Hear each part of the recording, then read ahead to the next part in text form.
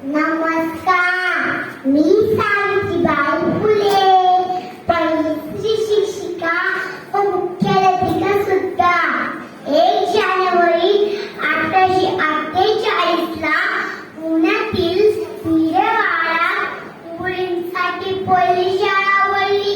माझे गुरु व माझे शिक्षक म्हणजेच महात्मा ज्योतिराव फुले मला म्हणाले, सावित्री तू पहिलं पाऊल उचल, जगात तुझी गरज आहे.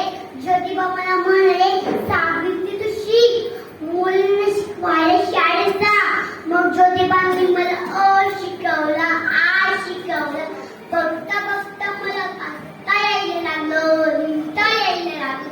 मग ज्योतिबा मला म्हणाले, सावित्री तू मुलींना शिकवायला शाळेत जा.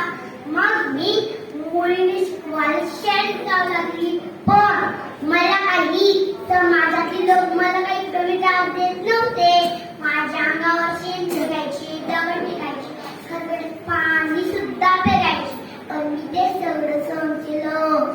आता माझ्या शक्तीचा अनुभव चाललेला. तेवढंच एक व्यक्ती मला समोर आला आणि मला म्हणाला, सावित्री तू जर शिक्षणाचं पूल बंद केलं नाहीस ना तर तुझ्या आबरूचे डोळे. पण ती काही घाबरलेली ते 2-3 वाजवले.